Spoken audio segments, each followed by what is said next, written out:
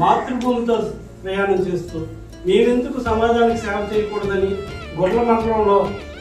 యువత ఇంటి కూడా సమాజానికి ముందు చేయాలని ముందుకొచ్చిన మా తమ్ముడు బూరి పైనాడిని